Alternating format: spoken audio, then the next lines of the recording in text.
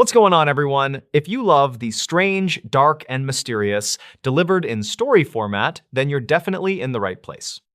Today's story is one of those rare cases that gets more intense with every passing moment, and by the end, you'll be glad you stuck around. Before we dive in, if you enjoy this story, please hit the like button, leave a comment, and subscribe for more. Also, tell me where you're listening from and what time it is right now in your part of the world. All right, let's get started. The stories. Never open the locker marked staff only at this pool. It was reported that an old community pool kept one locker sealed during every shift, which matched the warning painted on its door. Local staff claimed the warning came from an incident in the early 2010s that never made public records. On a warm morning in late July 2019, a 28-year-old lifeguard named Rylan Keene started his first full weekend shift. He worked part-time at the pool while finishing a safety certification course, and he had a simple plan that day. He wanted to close early, finish his paperwork, and head home before the evening rush. The pool sat near a quiet suburb, and most regular visitors arrived with kids who stayed close to the shallow end. Rylan checked the schedule board, then walked along the lockers behind the staff counter while sipping a cheap canned coffee. He noticed a metal locker that looked older than the rest, and its front carried the words "Staff Only" in faded red paint. The manager had already mentioned the locker during training, stating that nobody should open it since the last documented key went missing years earlier. Reports from retired employees suggested the door once belonged to the maintenance area, although the structure behind it had been remodeled in 2008. Rylan always thought the story was exaggerated to keep kids from sneaking inside. That morning, he heard a dull rattle from the locker, which felt unusual since no one stored equipment there.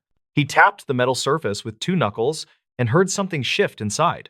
He looked around the empty hallway and said quietly, "Anyone stuck in there?" which made no sense because the locker was too narrow for a person. The sound stopped, then a faint thud followed, which tightened the idea that maybe an animal had crawled in through the back. Rylan fetched a flashlight from the front desk and returned to inspect the vent near the locker base. Dust coated the grate, and nothing suggested active airflow.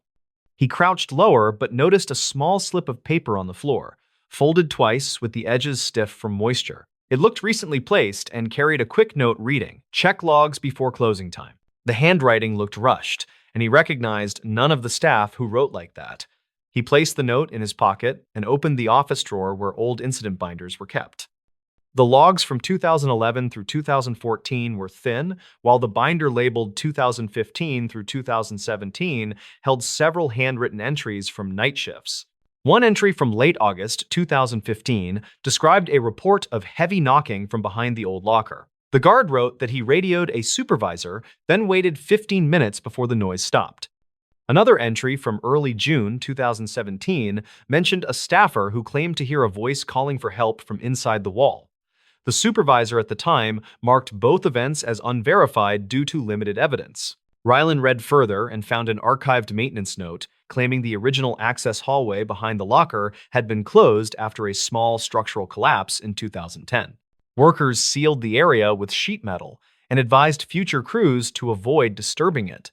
The description matched the dimensions of the locker, so it seemed the locker mostly existed to cover the patch. Before he could finish the binder, a regular swimmer named Tala Pembry approached the desk to ask about the lap lane schedule. She was in her 40s and visited nearly every morning. She noticed the binder and said, "You checking the old disturbance files," which caught him by surprise because he had not mentioned anything. She explained that she swam here in 2010 when the collapse happened. She remembered a construction light falling behind the wall and a worker yelling that someone was still inside the hallway. Tala claimed she never heard what happened afterward, and she said the staff acted nervous for weeks. Rylan asked what she remembered about the worker. She paused, then said, "He was young, maybe early 20s, before walking toward the changing rooms." Her voice shook slightly, as if she had debated sharing more. He returned to the hallway with the locker and listened again. There was no sound now, only the faint buzz of old fluorescent bulbs. He reached for the handle and felt a cold vibration that did not match the ambient temperature. He stepped back and considered calling the manager, but he knew the manager would say it was nothing more than old pipes. Rylan spent the next hour monitoring the pool and checking the locker during each sweep. At 2 in the afternoon, the note in his pocket felt heavier somehow. He unfolded it again and noticed that the ink looked smeared, almost as if the message had been written minutes earlier rather than hours ago. He checked the front desk computer for any digital archive of maintenance calls near that structure. The system showed a report from 2019, only 4 months old, where a staff member logged hearing metal scraping behind the locker. The entry stated that the scraping stopped when they stepped closer. Later that afternoon, an older groundskeeper named Ward Leston entered the office to collect spare filters. Ward had worked there for more than 15 years and kept a quiet personality. Ryland decided to ask him directly about the locker. Ward froze for a second, then said, "Leave that alone. Someone got hurt behind that door long ago, and the place never settled right." He refused to explain further and left with the filters without another word. With every hour passing, the hallway felt heavier, as if the air thickened around the locker. Around 5:30, the pool emptied, and a soft tapping came from the metal door. Ryland tightened his grip on the flashlight and said, "If there is an animal inside, I have to check before closing." The tapping shifted into a sliding sound, as if something moved downward. He leaned close and whispered, "Do you need help?" which felt ridiculous, but came out naturally. To his shock, a weak voice answered through the thin panel. It sounded like a scared young man saying, "I am stuck in the hall," followed by a strained cough. Ryland jumped back, then approached again and said, "I will get help. Stay calm." He ran toward the maintenance shed and grabbed a crowbar, then returned with his pulse racing. He wedged the tool under the corner and pried, expecting the metal to bend easily. Instead, the locker door lifted sharply on its own, almost like someone had tugged it from the inside. A sharp burst of cold air hit his face as the door cracked open by less than an inch. He pointed the flashlight through the gap and saw a narrow cavity behind the metal panel. It looked like an old service corridor lined with dusty concrete. At the far end, he spotted a reflective surface that resembled a safety vest, and the faint voice called again, saying, "Please pull me out." The corridor seemed impossibly deep compared to the thickness of the wall, which caused him to recoil in confusion. Seconds later, his radio crackled by itself with heavy static that drowned all pool noise. The corridor darkened as if an unseen shadow moved closer, and the vest shape disappeared completely. The voice stopped mid-sentence, and the temperature dropped sharply, making his arms shake. He stepped backward, and the locker door slammed shut with a force that echoed through the empty hallway. He tried the handle again, but it would not budge, and the flashlight died without warning. He backed away and held his breath as the building settled. No further sounds came from the locker. Dispatch logs later stated that he reported the incident at 6:10 in the evening, though the call lasted only 9 seconds before the line failed. Management inspected the locker the next morning, but found no evidence of a corridor or any exposed space. They claimed the interior showed only plywood backing and sealed insulation. Ryland insisted on what he saw, but the staff reminded him that the structure behind the locker had been permanently filled. He wrote a full report, which was stored with older, unexplained events. Weeks later, a former construction worker visited the pool to repair a broken gate. When Ryland described the voice, the worker asked if it sounded like a man named Astor Holt, who went missing during the 2010 collapse. Records suggested he entered the service hall before the accident, though recovery teams never found him. The worker whispered that some crews believed the hall never sealed completely, and the pool carried echoes from that gap. Ryland eventually left the job, but he kept the original folded note as uneasy proof of that day. The locker remains bolted shut, and new staff are told the same warning he once ignored. Some visitors claim they still hear tapping near closing time, though it stops the moment anyone acknowledges it. For anyone walking those quiet hallways, the warning on the locker remains clear. Never open the locker marked staff only at this pool. The stories. Why the police sealed off this roadside chapel. The small roadside chapel sat near a quiet county highway where drivers sometimes stopped during long rural trips. Local deputies reportedly closed it in late 2019 after a traveler found something that changed the tone around the place. The building was simple, and people usually barely noticed it. The story centered on a 34-year-old maintenance surveyor named Corbin Hale, who often drove that route for work. He lived in a nearby town, and he usually kept to a steady schedule that involved checking rural drainage markers along the highway. On a mild afternoon in late September of that year, he planned to finish early so he could meet a friend for dinner. He stopped near the chapel because one of the markers behind it looked slanted, and he wanted to document it. He walked toward the spot while carrying a small camera and a work notebook. The chapel door stood slightly open, and he remembered hearing nothing except distant traffic. He planned to ignore the building until he heard a short tapping sound from inside. The sound made him pause, and he stepped closer to check if someone needed help. He called out a quick greeting but got no answer, which felt strange considering the soft tapping kept going. He pushed the door with his boot and saw dust drifting through a bright slant of late daylight. A wooden bench near the front looked recently moved because its legs scraped fresh lines across the floor.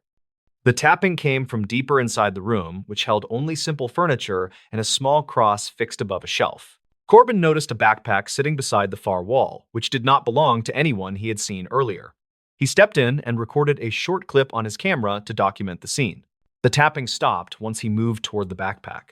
He felt uneasy, which he later described in a written statement to deputies. He returned outside and found a driver who had pulled over to check a map. That driver, named Rhea Dunford, told police she had been there roughly 10 minutes and saw no one enter or exit the chapel. She agreed to wait while Corbin called the non-emergency line to report an unattended bag because he worried about possible travelers who might need help. Deputies arrived 20 minutes later, according to their logs, and inspected the chapel with measured caution. Inside the bag, they found a wallet and an old flip phone plus a folded printed photo of the chapel. The photo looked like it had been taken years earlier because the paint on the door in that image was a different shade. The wallet held no cards, and the phone battery was nearly dead, but it powered on long enough for one deputy to see 3 saved video clips. Those clips showed brief shots of the chapel interior taken during different seasons, which suggested someone had visited repeatedly. In each clip, a bench had been moved to a different spot, and in the final clip, a faint figure appeared reflected in the small window which faced the highway. Deputies later said the figure looked like a person crouched near the bench, though the image lacked clarity. Investigators reviewed old repair records for the chapel, which belonged to a small regional trust that handled forgotten roadside structures built decades earlier.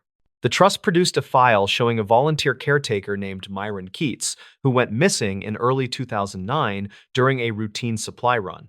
His last note mentioned stopping at the chapel to drop off paint.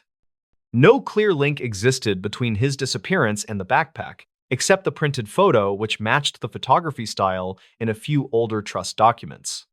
Investigators searched local archives for any reported visits after his disappearance and found a single entry in 2015 from a driver who claimed to see a man moving a bench inside at dusk. That report named no suspect, and the driver never returned follow-up calls. Deputies used the phone clips to frame their timeline and interviewed residents who passed through the area before the chapel closure. One witness, named Avery Lorne, recalled seeing a tired-looking man near the highway in early 2017 carrying what seemed like paint supplies. She described him as quiet and focused on the chapel path. Her statement matched the trust note, which strengthened the idea that someone remained connected to the building for years. Investigators also compared the fresh scrape marks on the floor with older photos taken by trust volunteers. Those older photos showed the bench in fixed positions, which suggested someone had moved it repeatedly in recent months. This supported the idea that the visitor returned long after Myron disappeared. When they completed their review, they sealed the chapel for safety because they believed an unknown person had been sheltering there. The person possibly struggled with memory issues or untreated fear of being found, according to one unofficial summary shared with Corbin. They suspected the tapping sound came from the bench shifting under slight pressure, which fit with his description. The unknown visitor was never located, and no missing person report perfectly matched the wallet photo, though the style resembled a younger Myron. Authorities kept the case open, but treated it as a possible long-term wandering situation rather than foul play. Corbin later told friends that the chapel felt different when he drove past on later surveys.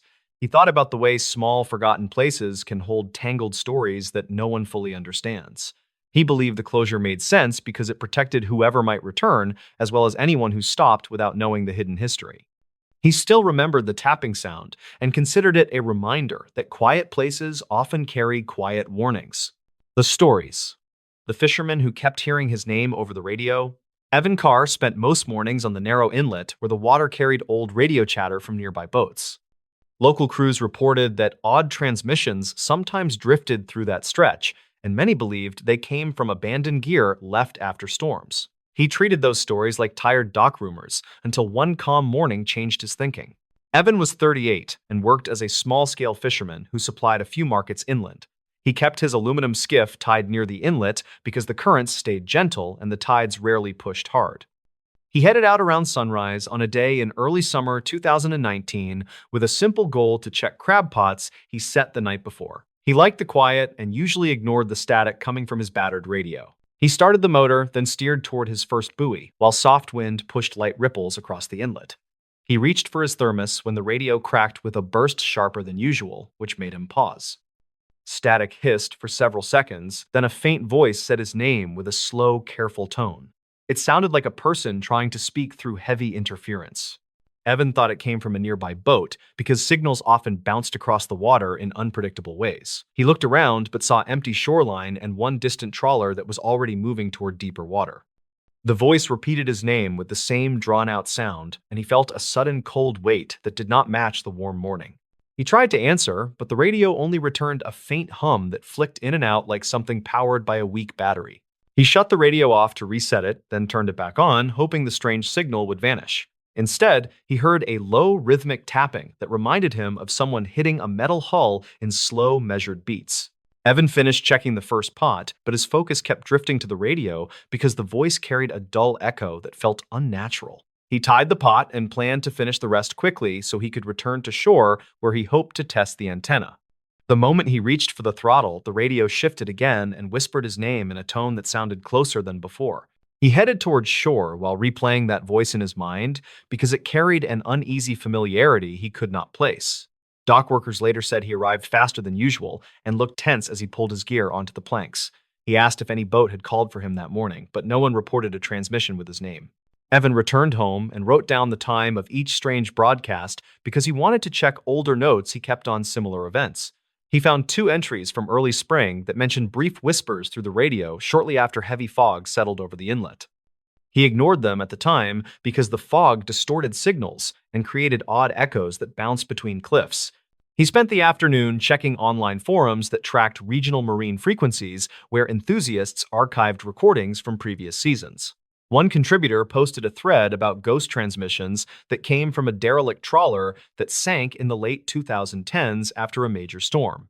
According to the thread, the trawler carried a short-range radio that sometimes flickered on during low tide when exposed wiring reacted to saltwater. Witness statements from local patrol crews reported faint voices calling crew names during those periods, though no identity was ever confirmed. Evan noted that detail because the thread mentioned distorted speech patterns that matched his morning experience. He called a friend named Cal Rowan, who worked part-time with a small rescue group, and asked if the inlet held any wrecks near his route. Cal said an old survey map showed one submerged boat that rested near the deeper bend south of the inlet. He offered to meet Evan at the dock so they could check tidal charts and mark the likely location. They met near sunset and compared notes while a light breeze pushed the smell of seaweed across the planks. Cal studied Evan's written times, then said the pattern lined up with a recent series of reports about intermittent transmissions during rising tide. He suggested they record any new signal the next morning using a portable device with stronger range than Evan's aging radio. Evan agreed, even though the idea made him uneasy because the voice felt personal in a way he could not explain. Morning arrived with heavy gray sky as they motored toward the bend marked on the survey map. Evan turned on the recorder while Cal monitored the radio and watched the water shift with the incoming tide. They waited for several minutes before a burst of static cracked through the speaker with a sharp rise that made both men flinch. The voice spoke again and said Evan's name with a tone that now carried a clipped urgency. Cal looked at the recorder, then stared toward the bend because the voice sounded as if it came from somewhere below the surface.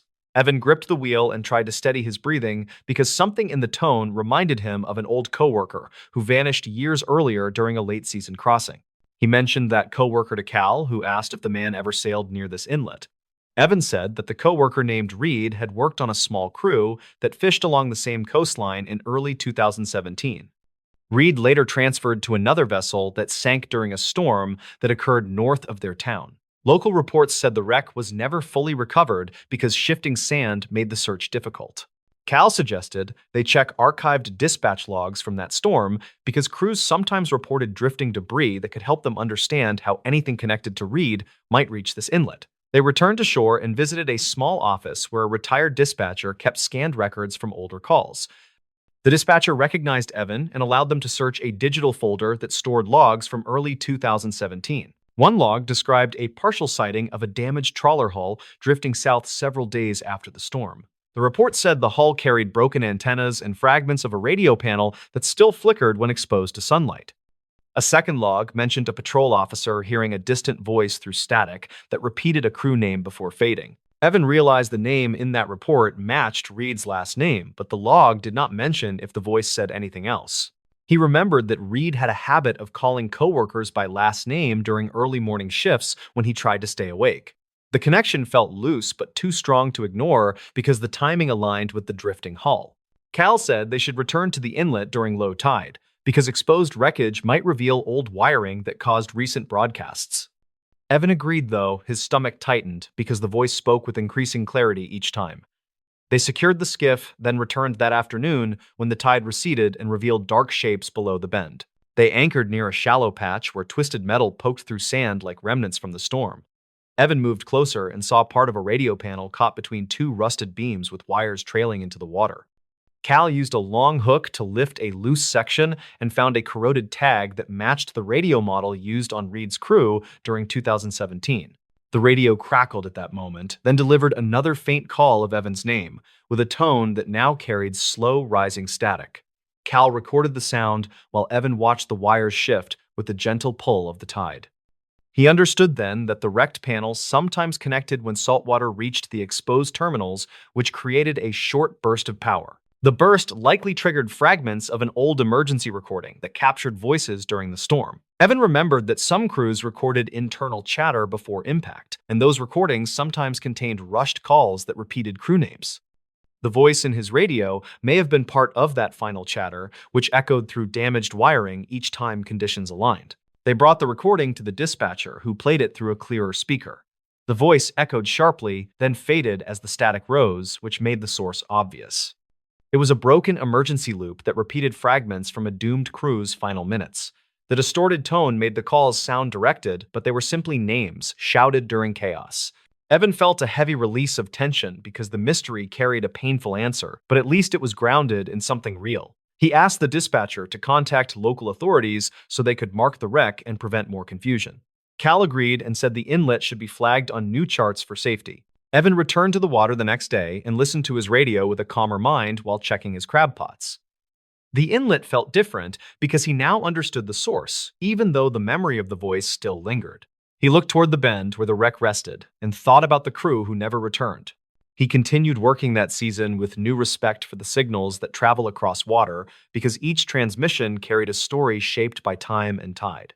He did not hear his name again and believed the loop finally failed after years of corrosion. He kept the recording in a drawer at home to remind himself that strange moments sometimes come from simple causes. He knew that calm days on the inlet now carried a quiet steadiness that felt earned after weeks of searching for answers. The stories. What a delivery driver. Saw outside the last house on the route. The incident reportedly came from a route sheet pulled from an old regional dispatch office, and it referenced a final stop that never made sense. The archived note mentioned a driver who claimed someone waited outside the last house even after the street was cleared. Rylan Mercer was 32 and worked as a delivery driver for a regional shipping line that handled late evening drop-offs. He lived in a small rented place near a quiet highway spur and tried to keep his nights predictable. He clocked in around sunset and followed the route grid until everything on the manifest was scanned. He liked that rhythm and needed the extra hours after rising fuel prices drained his budget. The night that changed him came in early autumn of 2019 when a mild drizzle pushed across the county roads. His simple goal was to clear the last 4 stops before 9 so he could get home. The final house sat at the far edge of a sparsely built neighborhood where new construction had stalled after funding issues slowed development. Rylan reached the second-to-last stop without trouble and scanned the small parcel while a porch light flickered behind the occupant. He waved, returned to his truck, and checked the tablet. The final address displayed a short note that read, "Gate partially damaged. Approach with caution." He thought it sounded dramatic, but he kept moving because delays meant more paperwork. The dirt road to the final house felt different because the gravel ruts were deeper than they looked on satellite maps. His tires shook through the uneven track, and he slowed so the cargo would not shift. He remembered the drizzle turning into a steady fall that made the old fence lines appear faded. His truck headlights cut across the trees while the route timer beeped. The house came into view as a single-story structure with siding worn by years of heat. An old pickup sat beside the carport with its door cracked open like someone left in a hurry. Rylan stepped out, grabbed the padded envelope, and noticed a figure standing near the tree line. The person faced the house and barely moved. Rylan called out because it seemed natural. The figure did not answer. He felt uneasy, but walked toward the porch because the package needed a signature. He knocked on the weathered door and waited until a woman in her 40s answered with tired eyes that hinted at several sleepless nights. Her name was listed as Marquez, and she signed without looking away from the tree line. She whispered that someone had been standing there for 3 nights. Rylan glanced back toward the trees and saw the figure slowly turn, as if reacting to the porch light. He asked Mara if she knew who it was. She said no and explained that local deputies had driven by earlier but found no footprints. She added that her dog refused to go outside after dusk. Rylan tried to reassure her, but he felt tense when the figure stepped closer. He returned to his truck and logged the delivery while watching the silhouette move with an unusual stiffness.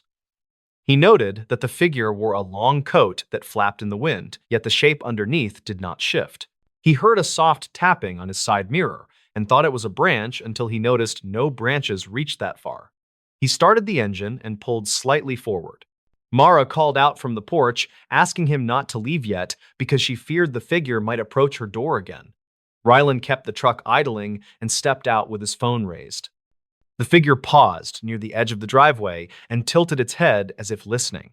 Rylan recorded a short, shaky video for possible evidence and captured the moment the figure retreated into the dark corner of the lot. He urged Mara to call the non-emergency line again. She did and mentioned his presence in the background. Dispatch reportedly confirmed previous calls from that address during the same week. Rylan waited until she hung up, then walked toward the driveway entrance to check for tracks.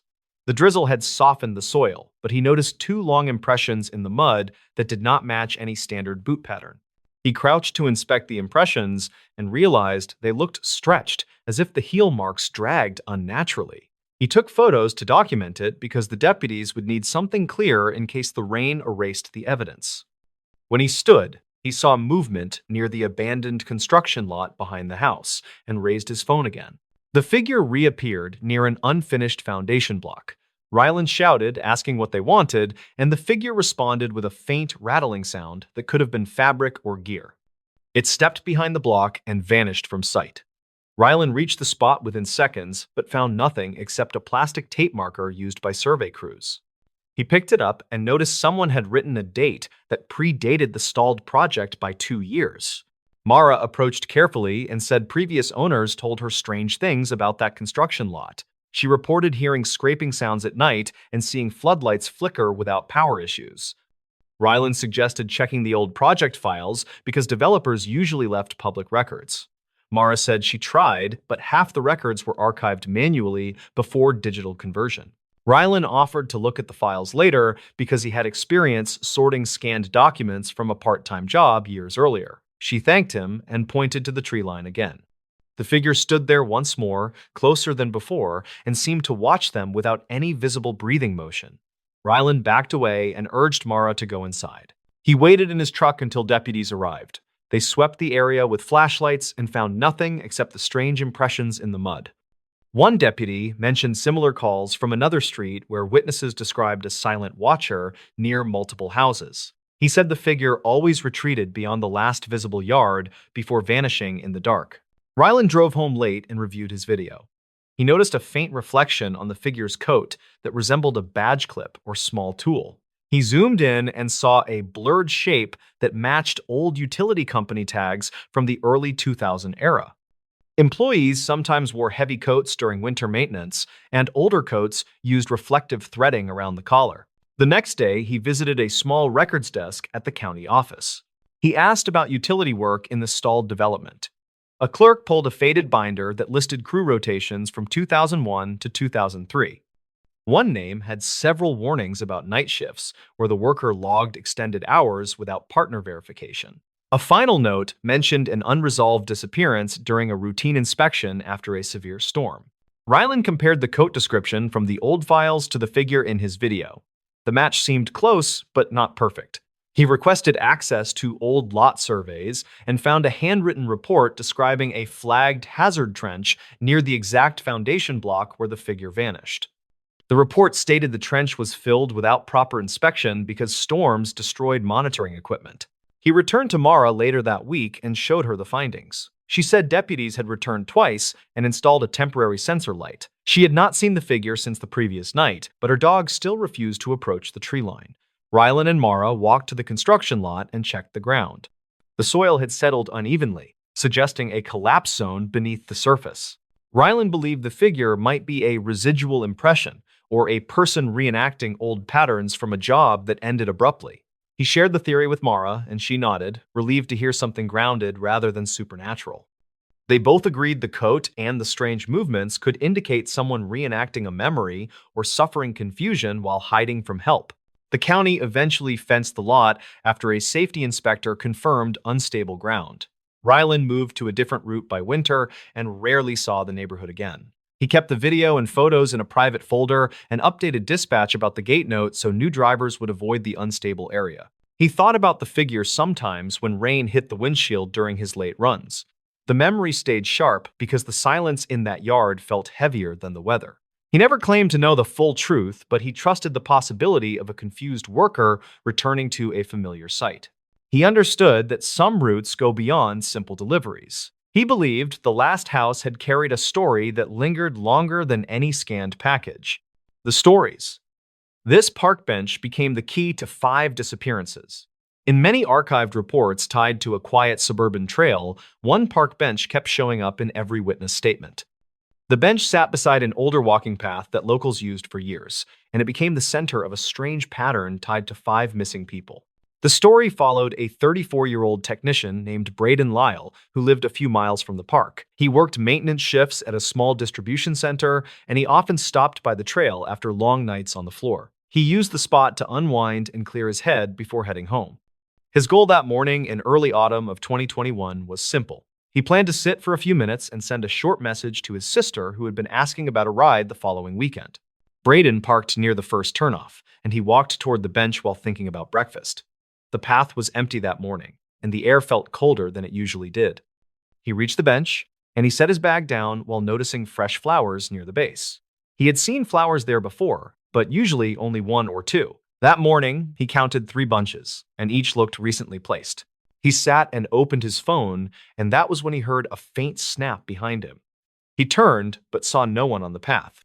He listened for a moment, and he heard what sounded like quiet breathing near the small cluster of trees. He stood and called out a simple greeting, and he waited without moving. The breathing faded, and he felt uneasy enough to step back from the bench. A woman approached from the trail side and asked if he had heard something by the trees. Her name was Maren Ulrich, a 31-year-old caseworker who visited the trail on her days off. She pointed toward the bench and said she had seen a man sitting there 2 days earlier who vanished after dropping a small notebook. Braden asked what she meant by vanished. She explained that the man had walked toward the trees, and no one saw him leave the area based on her follow-up checks.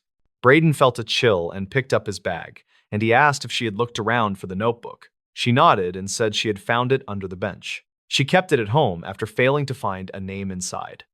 She told him she could bring it later if he wanted to see it, and he agreed since the story bothered him. She said she would return in an hour after finishing her walk.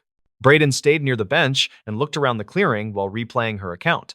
The flowers suddenly felt more significant, and he remembered a local post from late 2020 that mentioned a missing runner who often paused near that same bench. He opened an archived article on his phone and saw a blurred photo of the bench with a date stamp. His stomach tightened when he noticed the same pattern of flowers near the legs. He walked closer to the tree line and saw a strip of cloth caught on a branch. He reached up and pulled it free, and he noticed faint mud streaks along the fabric. He placed it on the bench and took a photo for his own record. He had done informal volunteer searches before, and he knew documenting small clues mattered when nothing else made sense. A man in his late 50s entered the clearing and stopped near the bench. He introduced himself as Arvin Drexler, a retired surveyor who lived across the road from the trail. He asked if Braden was looking into the disappearances tied to the area. Braden said he was only trying to understand what happened near the bench. Arvin nodded and said he had seen similar details across several years, and each case started with someone stopping to rest. Arvin pointed to a narrow gap in the trees where old markers hung from metal hooks. He said the markers were part of an abandoned drainage project from the early 2010s. He explained that the project left several deep maintenance pits that were never fully filled, and he believed people may have fallen into an access point hidden under thick brush. Braden asked if he ever reported that theory. Arvin said he tried, but no one followed up due to limited staff and unclear evidence. Marin returned with the notebook in her hand, and she gave it to Braden. The cover felt worn, and several pages had faint impressions of older notes. He flipped through and found a short line written on the last page. It said, "Met them again by the bench after nightfall." The handwriting looked shaky, and the ink appeared fresh compared to the other pages. Braden asked where exactly she found it. She said it had been wedged between two boards under the far side of the bench. Arvin leaned closer and said he had never seen anyone place a notebook there, which made him think the writer returned recently. Braden felt the temperature shift and noticed a faint draft coming from the gap in the trees. He walked toward the marked area and pushed aside thick branches. Beneath the fallen brush, he found a concrete lip with rusted bolts. The ground dipped sharply, and a hollow space opened several feet below. He knelt and used his phone light to check for movement. He saw only old tools and a broken ladder, yet something about the depth made his pulse race. He called out to ask if anyone was down there. No one answered, but a weak echo carried the sound back. Marin suggested checking the other side of the pit for a safer angle. They circled the clearing, and Arvin pointed to a collapsed section of fencing that partially covered another opening. Braden cleared some branches, and he spotted a shoe near the edge. The rubber looked worn, and the sole pattern matched a detail from the runner case he had read earlier. He carefully reached for it, and he noticed dry mud around the heel. Braden asked Arvin to hold his phone while he photographed the shoe. Marin stepped back to avoid disturbing the area, and she scanned the surrounding branches for more fabric. She pointed to another strip caught on a higher limb, which matched the cloth Braden found earlier. They connected the pieces and realized someone had likely moved through the gap with enough force to tear clothing. Braden called a non-emergency line and reported the discovery. He gave general details without naming the notebook and said he believed an old maintenance pit posed danger to visitors. A dispatcher said someone would check the site later, though no estimate was given. That answer frustrated Braden, and he decided to take additional photos to support the claim. As he prepared to leave, he noticed the flowers again and realized each bunch marked dates close to older missing person reports. He photographed the flowers and compared their spacing to the article images. The match felt close enough to suggest someone used the bench as a memorial or a signal. Marin suggested the writer of the notebook might have met someone connected to those flowers, and the line about meeting them again could imply repeated encounters. Braden opened the notebook once more and touched the last page. He noticed tiny indent marks above the line that hinted at a torn message. He angled the page toward the light and saw faint shapes. It looked like someone had written a location reference before removing the sheet. He took a close photo, planning to use editing tools later to enhance the impressions. They decided to walk the perimeter of the clearing before leaving, and Arvin guided them to an older fire road behind the benches. The road had cracked pavement and faded tape lines. He said he once saw a person wearing a reflective vest walking that area at night during 2018. He never identified the person, but he remembered the pattern on the vest matched old county uniforms that were discontinued years earlier. Braden connected that detail to the notebook entry and wondered if the writer had followed someone who claimed to inspect the trail. Marin said the county stopped sending inspectors to that area due to limited funding, which made the sighting even stranger. Arvin agreed and said the person may have used an old uniform to avoid suspicion. They returned to the bench, and Braden looked at the wooden boards where the notebook had been found. He noticed scrape marks near the underside. He slid a hand under the frame and found a small metal clip. It felt loose, and he pulled gently. A folded paper slipped out and landed on the ground. He unfolded it and read a short handwritten note that said, "Follow the lights near the cutoff after dark." The writing matched the notebook. Marin covered her mouth and said the message made her think someone used small lights to guide visitors toward the maintenance pit. Arvin said he once saw flickering lights near the cutoff during late 2019, but assumed they were kids playing with flashlights. Braden realized the lights may have lured curious people toward the gap. They stood silently as the idea settled. The disappearances could have been accidents caused by a hidden pit and a misleading light source. The writer of the notebook may have followed the lights and nearly fell or witnessed someone else fall. Braden suggested the writer tore out the earlier page to give it to someone, possibly a friend or an officer, yet the person never turned it in. A faint gust moved through the clearing, and Braden felt uneasy again. He gathered the notebook and folded note, and he said he would deliver them to the local station as soon as possible. Marin said she would provide her statement about seeing the notebook drop 2 days earlier. Arvin agreed to guide officers to the pit if needed. They walked back toward the parking area while discussing safer trail access. Braden looked over his shoulder at the bench, and he felt a strange pull. The bench had been a quiet place for years, yet its role in 5 disappearances seemed tied to simple mistakes, hidden hazards, and poorly understood signals left by an unknown person. The truth felt less like a supernatural mystery and more like a chain of overlooked warnings. Braden left the park with a steady resolve to push for a full inspection. He believed the answers were already there in the bench, in the flowers, and in the fragments of notes hidden under old boards. The truth only needed patient eyes to connect what had been ignored, and he hoped the next visitor would find the trail safer once those connections reached the right people. The stories. The final log from a lighthouse on a foggy coast. A faded coastal report from 2008 mentions an unsigned log found inside a shuttered lighthouse during routine maintenance. Workers said it looked recent, even though the building had been locked for years. The discovery triggered a quiet review that centered on one man named Corin Halbrook, who once served as the tower caretaker. Corin was 39 and worked as a part-time dockhand in a nearby fishing town, and he checked the old structure whenever storms rolled through.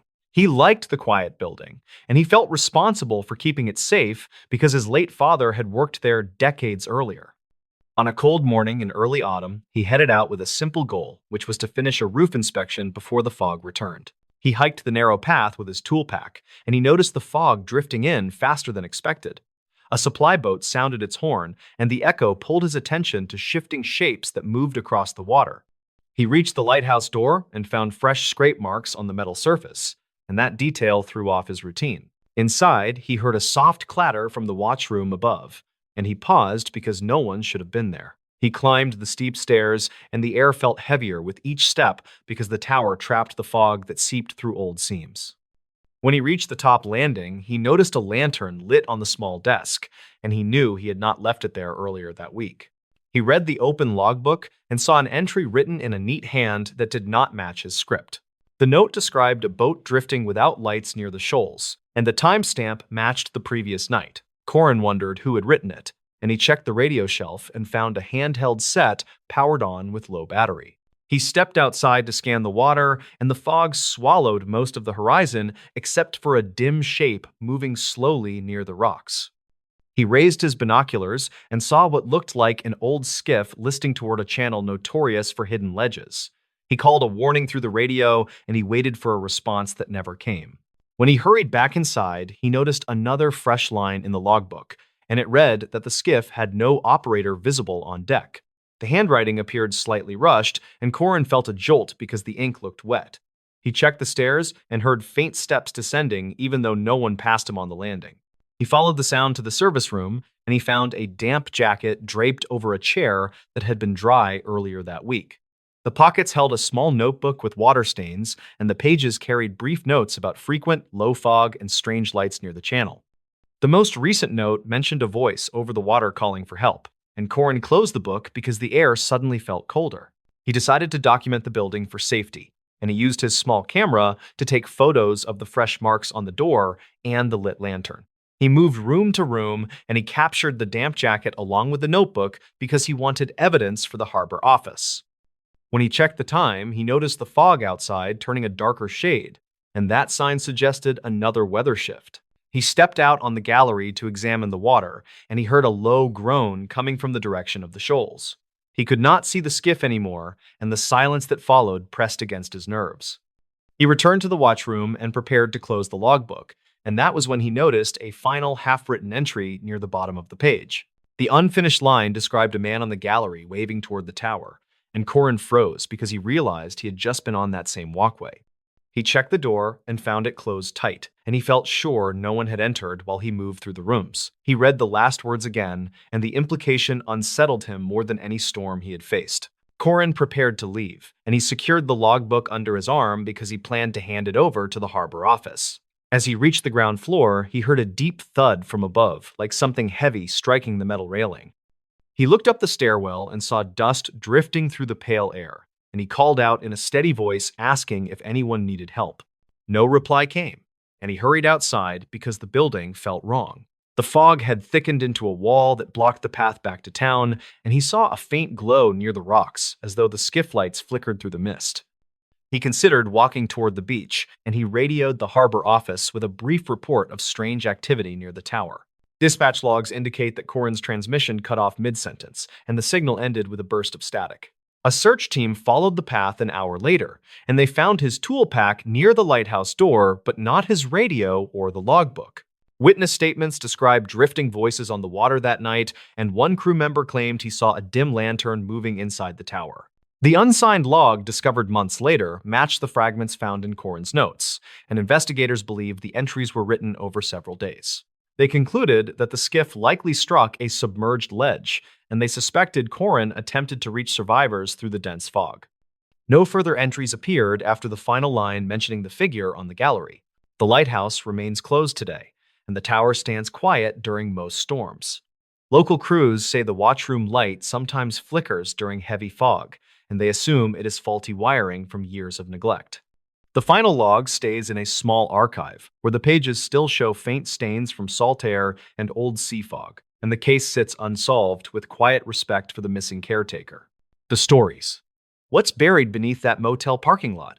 In 2013, a small highway motel outside a rural town gained quiet attention after workers found strange soil layers under fresh asphalt.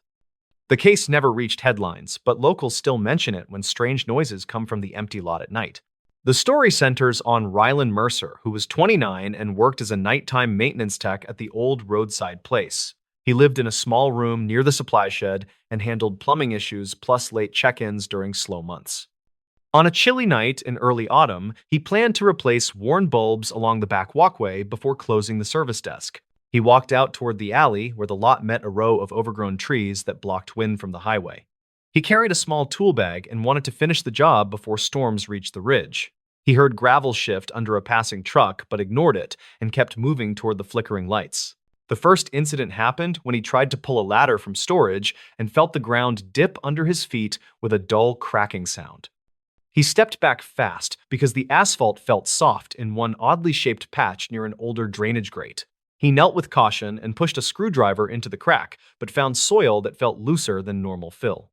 Rylan went inside and wrote a brief note about the issue, because the motel owner wanted records of every minor repair. He grabbed a flashlight and returned outside to check the area again, since guests sometimes reported old pipes vibrating under the lot. He pressed his heel against the weakened spot and felt a faint vibration that did not match normal pipe flow.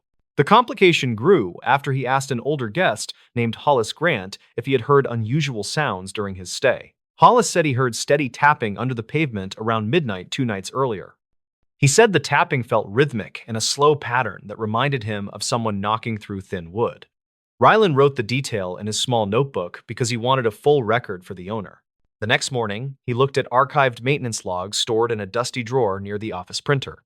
He found an entry from 2009 that noted settling issues under the same section of the lot without any follow-up record. The note simply said that workers filled a shallow dip with recycled asphalt after heavy rain, but never investigated deeper layers. He walked back outside and scraped away loose chunks of pavement until he reached a thin patch of older concrete mixed with cracked gravel. He noticed faint marks in the old material that looked like parallel lines spaced evenly in a pattern similar to a box lid. He pushed his flashlight beam through the cracks and saw a dark void below the thin concrete sheet. Rylan called his friend Linton Fry, who worked part-time with a local cleanup crew that handled abandoned structures. Linton arrived after lunch and helped test the hollow area with a short steel rod used for soil checks. The rod dropped several inches into the void and produced a hollow thump that sounded too sharp for natural erosion pockets. Rylan felt uneasy but wanted clear evidence before alerting the owner. They cut a small square in the weakened concrete using an old rotary tool from the supply shed. Dust scattered across gravel as the square lifted with surprising ease. Underneath was compacted dirt mixed with thin scraps of plastic that looked melted by heat. Rylan reached in and pulled out a small strip with faded printing that looked like part of a safety warning from older storage bins. The deeper investigation started when Rylan found an old photo taped inside the maintenance log he borrowed from 2009. The photo showed the lot before renovations in 2006 and included a small storage cabin that no longer existed. A handwritten note on the back said the cabin caught fire during a storm, but details were never shared with newer staff. Rylan asked the owner about it, but only received a quiet answer that the cabin was removed after a minor electrical issue.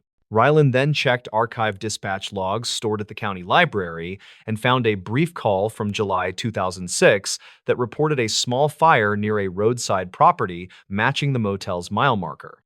The call mentioned unknown materials stored inside an abandoned cabin that smoldered before firefighters cleared debris.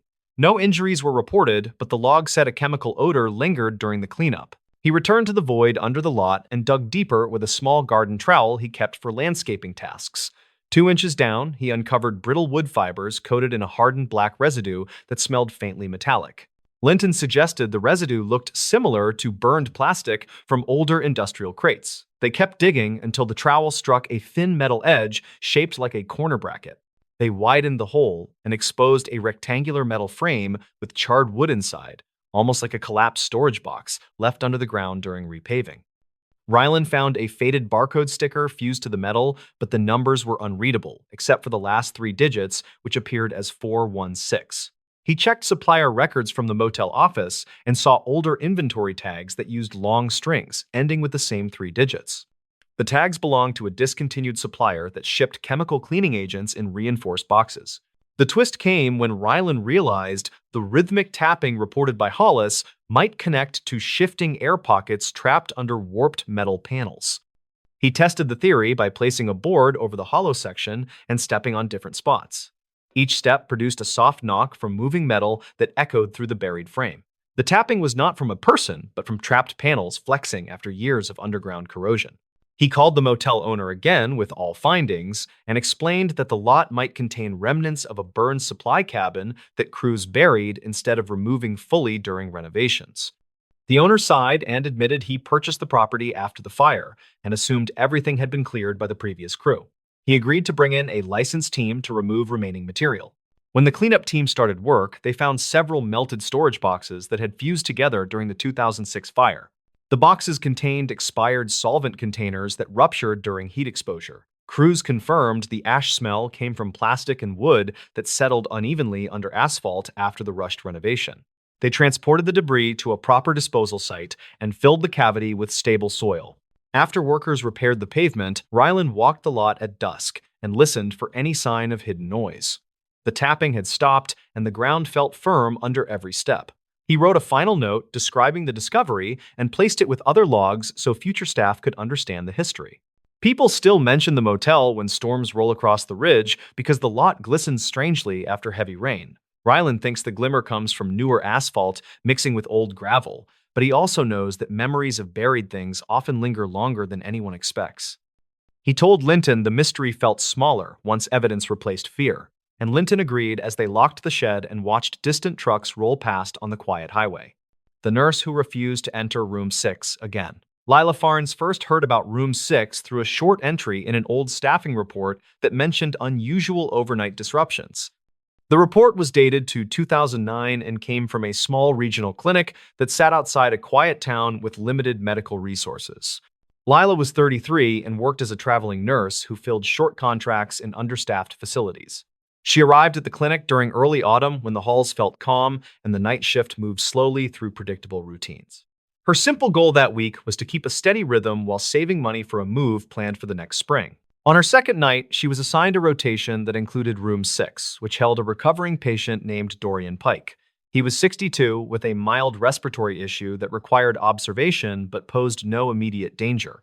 His chart suggested stable progress, which meant the room should have been an easy stop during her quiet rounds. The incident began when Lila stepped inside the room and noticed a faint tapping sound that seemed to come from the wall near the bed. The patient had been awake, and he watched her with an uneasy expression that suggested he wanted to speak, but hesitated. She asked if he needed anything, and he answered with a flat, "Please keep the lights on tonight," which struck her as odd, given his preference for darkness noted earlier by the day nurse. During her next pass, the tapping returned and felt sharper, like something struck the wall with steady intent. Lila checked the hallway and found nothing unusual beyond a supply cart resting near a closed door. She reviewed maintenance notes later and saw that workers had previously inspected the wall after a similar complaint in 2006, yet found no loose utilities or structural issues. The complication deepened when a nurse on the shift before hers mentioned archived calls made by former night staff. Those calls reportedly described patient distress related to sudden cold drafts that moved through room 6 even when vents were shut.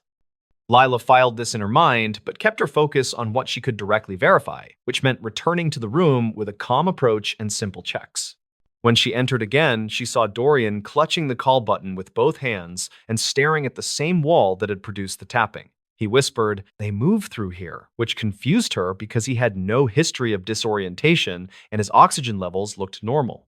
She tried reassuring him, but he pointed toward a small framed print that hung crooked like someone had pushed it earlier. Lila documented the scene, then stepped into the hallway to compare notes with the evening charge nurse named Brenton Shaw. He was in his late 40s and had worked the clinic for many years, which gave him perspective on long-standing issues. Brenton admitted that Room 6 had frequent incident logs related to unexplained noise, but he never saw anything dangerous, so he kept assignments unchanged. The investigation began after Dorian reported that someone had touched his arm during a period when no staff had entered the room. Lila checked the security panel near the nurse's station, which showed timestamps for door openings captured by the badge sensor. The logs indicated her previous visit, followed by a long gap with no recorded entry, which made his claim puzzling. She then reviewed older patient notes from 2003 to 2008, which described brief episodes of agitation from individuals with no history of anxiety. Several mentioned hearing movement behind the wall near the bed, and one wrote that a picture frame had tilted during a quiet stretch. These details were small but consistent, which encouraged her to look for a physical explanation. Lila asked the maintenance lead named Corbin Rusk to inspect the wall after her shift ended. He brought a handheld thermal scanner and ran it across the surface while she watched from the doorway. The tool showed a thin vertical band of cooler temperature that did not match the building layout, which suggested an unregistered cavity or narrow chase behind the drywall. Corbin returned during daylight with a small borescope camera designed to look behind tight spaces. He located a hidden seam in the corner that had been painted over during earlier renovations. When he guided the camera inside, they saw a slender gap between structural supports where unsecured pipes ran without proper insulation, which explained both the cold drafts and the intermittent tapping. The twist emerged when Corbin followed the pipes farther and discovered that the cavity connected to an abandoned service chase sealed decades earlier, according to archived renovation notes. That chase once linked several rooms, including room 6, where older patients had repeatedly complained about footsteps at night. The noise likely traveled along the hollow space and grew sharper as the building shifted during temperature changes. Lila returned to Dorian with the findings, which eased his fear because it gave something concrete to replace earlier uncertainty. She watched him relax when she explained how air moved through the gap and how small vibrations struck the wall during normal settling. He nodded and said, "That makes more sense than what I thought," which helped restore predictable routines for the rest of his stay. The payoff became clear a few days later when the clinic sealed the gap with proper insulation, which stopped the tapping that had bothered so many night staff over the years. Lila felt relieved because the solution fit every clue she had gathered from logs, witness comments, and earlier maintenance records. She no longer feared the room and worked her shifts without hesitation. Still, she remembered the moment she first stepped into room 6 and sensed tension that felt older than her short assignment. She knew many stories deepen when fearful people misread unfamiliar sounds, but she also understood how convincing those moments can feel. Later, she often said that small mysteries usually shrink under steady checking and clear evidence, which matched her experience at the clinic. Lila finished her contract without further issues and moved to her next job carrying a quiet confidence shaped by those nights. She still thought about Dorian and the relief in his voice after learning the real cause behind the unsettling moments. Room 6 stayed sealed and silent after the repairs, which meant future patients would sleep without wondering what moved behind the wall. The stories. What a night janitor found behind the vending machine. Roughly 10 years ago, a late shift incident at a small distribution center led to a report that never reached public records. The file described something a night janitor found behind a vending machine after a quiet shift turned strange. Rylan Cho worked nights at a regional packing warehouse on the edge of a mid-sized town. He was 37 and had been there almost 7 years. He liked the silence after midnight and usually finished his route with music in his earbuds. On this particular night, in late spring of 2014, he wanted to clock out early and get home before a storm hit the valley. He started in the loading bay with a simple goal for the night: finish his checklist, empty the bins, and mop the narrow hallway near the break room before the wind picked up outside. The building felt colder than usual, and the air system made a steady hum that covered most small sounds. The incident began around 1:30 in the morning when Rylan passed the break room and saw the vending machine screen flick on by itself. The machine had been glitchy before, so he did not think much of it until he noticed the light did not show the usual bright menu. Instead, it looked dim with a strange gray shimmer moving across the glass. A soft tapping sound came from behind the machine. Rylan stepped closer and asked out loud if someone was stuck. He expected no reply. The tapping repeated 2 times with steady rhythm. He backed up a little and checked the doorway leading to the maintenance hall. No one else should have been there since the last forklift crew left hours earlier. He went to find the shift supervisor but realized he was alone for the next hour since the supervisor had gone to the far lot to handle a truck issue. Rylan returned to the break room and watched the machine again. The shimmer on the screen grew lighter, then faded. He unplugged the power cord to reset it, and the tapping stopped. When he pushed the machine slightly, he felt something resist from behind. The machine sat tight against the wall with no gap. He moved it a few inches and saw a narrow, dark space behind the right side panel. Something metallic glinted inside the space. Rylan grabbed his small work light from the janitor cart and angled the beam toward the opening. A metal box covered with dust sat wedged between the drywall and the machine frame. The box looked old. The lid had a faded sticker with part of a name scratched off. He reached in and pulled it free. Inside were 3 items: a small bound notebook, a thin plastic badge with a photo rubbed almost blank, and an audio recorder the size of a deck of cards. The notebook smelled musty. The first page held uneven handwriting, saying property of Hale Dorn, who worked maintenance from 2003 to 2008 based on a short training archive. Rylan remembered hearing from older staff that Hale left suddenly after a safety investigation. Nothing official remained in the shared files. Most said he moved away. A few said he had filed complaints about strange vibrations near the break room wall. Rylan opened the notebook carefully. The first entry from early 2006 described recurring knocking sounds near the vending machine as well as faint static pulses in the wall during night shifts. Hale wrote that he made several unofficial recordings, but none stayed consistent when reviewed later. The next entries grew more detailed. Hale noted timestamps, short sketches of sound waves, and small maps of the hallway layout. One entry from late 2006 described a night when the machine screen flickered with a gray wash, similar to what Rylan had seen hours earlier. Hale wrote that the tapping seemed to follow his movements around the room. Rylan turned to the last written page, dated mid-2007. It read, "I need to get someone to check the wiring before this gets worse." The lines after that looked rushed. Hale wrote that he found a small access hole behind the machine with a narrow duct running into the maintenance room. He believed air pressure changes inside the duct caused some of the sounds. The next note stated, "I still hear something moving in there, although the duct should be empty." Rylan set the notebook down and inspected the audio recorder. It contained a small tape with a handwritten label that read Night Shift Sample 2. He slipped it into his pocket with the plan to listen later under better light. He then checked the badge. The image showed Hale with short hair and tired eyes. The back listed his role as maintenance support. Rylan pushed the machine farther from the wall to look for the duct mentioned in the notes. A narrow circular opening near the baseboard revealed an old service channel that ran behind several rooms. It had not been used in years based on the dust and cobwebs. The channel connected to the maintenance room and likely carried air back when the building used a different system. He crouched closer and felt a cool draft from deep inside the channel. The draft moved in a steady pulse instead of a constant stream. When he leaned nearer, he heard a faint scrape followed by 2 soft taps. He jumped back and called out if anyone was inside. No reply followed. Rylan stood still and waited for another sound. 3 minutes passed quietly. He reached into the opening with the work light and shined the beam across the first few feet. Dust floated in the narrow space and nothing moved. The scrape sound did not repeat. He repositioned the vending machine and photographed the channel opening so he could show the supervisor. He then finished his route feeling uneasy. When his shift ended at 3, he took the notebook and recorder home. Later that afternoon, he listened to the tape. It began with low background hum, likely from the old air system. 30 seconds in, a rhythmic tapping started. It matched the pattern Rylan heard earlier.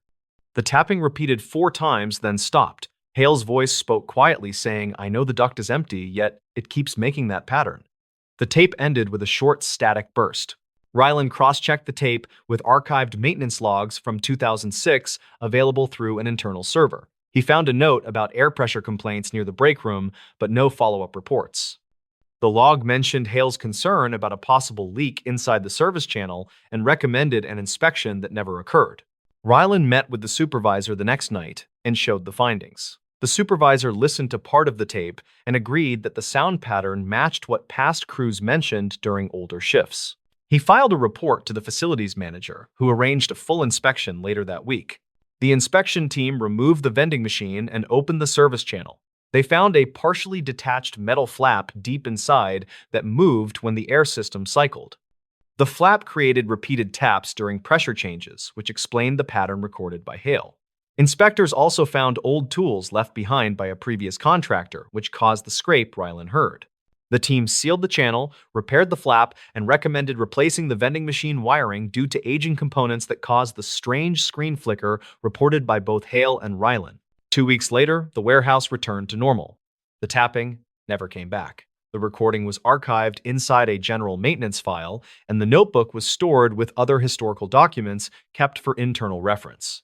Rylan kept thinking about how one small discovery behind a vending machine connected him to someone who tried to document the same odd sounds years earlier. He believed Hale had tried to solve a problem that no one else seemed to notice until the notes surfaced again.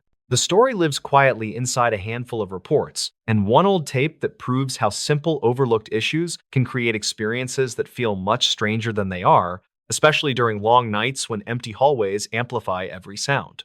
Corin prepared to leave, and he secured the logbook under his arm because he planned to hand it over to the harbor office.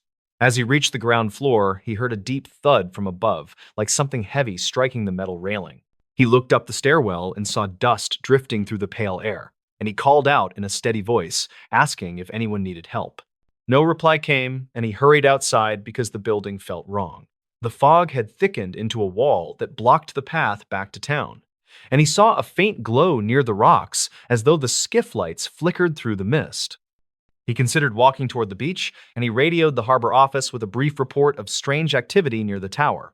Dispatch logs indicate that Corin's transmission cut off mid-sentence, and the signal ended with a burst of static. A search team followed the path an hour later, and they found his tool pack near the lighthouse door, but not his radio or the logbook. Witness statements described drifting voices on the water that night, and one crew member claimed he saw a dim lantern moving inside the tower. The unsigned log discovered months later matched the fragments found in Corin's notes, and investigators believed the entries were written over several days. They concluded that the skiff likely struck a submerged ledge, and they suspected Corin attempted to reach survivors through the dense fog. No further entries appeared after the final line mentioning the figure on the gallery. The lighthouse remains closed today, and the tower stands quiet during most storms. Local crews say the watchroom light sometimes flickers during heavy fog, and they assume it is faulty wiring from years of neglect. The final log stays in a small archive where the pages still show faint stains from salt air and old sea fog, and the case sits unsolved with quiet respect for the missing caretaker. The stories. Never take the shortcut behind the closed factory. The old shortcut behind the closed factory had a reputation that reportedly dated back to the early 2000s. Local reports described strange audio picked up by nearby delivery cameras during quiet nights when almost no one walked there. A worker named Lyron Strayed, who was 34 and handled maintenance jobs across small industrial sites, first heard those claims during a routine shift. He did not care much because his focus that day was finishing a late repair, then getting home before midnight. His route usually stayed along the main road, which felt safer and better lit. That changed when a dispatcher called near the end of his shift and asked for a quick check on a generator that kept tripping alarms. The generator sat near the old factory's fence line, which meant he had to park close to the edge of the blocked shortcut. He grabbed his tool bag and walked toward the unit while thinking about the shortcut stories he had ignored for years. The generator itself looked fine, though the alarm reset kept glitching in a way that suggested a loose internal relay. Lyron unscrewed the panel and ran a simple line test, which showed steady current without major issues. He decided the alarm might be reacting to stray interference from another unit placed years earlier near the empty factory. He stepped around the corner to inspect the older unit and noticed something unusual on the dirt path behind the fence. Fresh tire marks cut through the narrow corridor that was supposed to be locked and unused. He checked the fence and found the chain wrapped but not fully secured, like someone had looped it quickly without snapping the lock. Lyron returned to his truck for a small flashlight and snapped 2 photos of the fence for his report. He wanted to note it in case building management had missed scheduled security checks.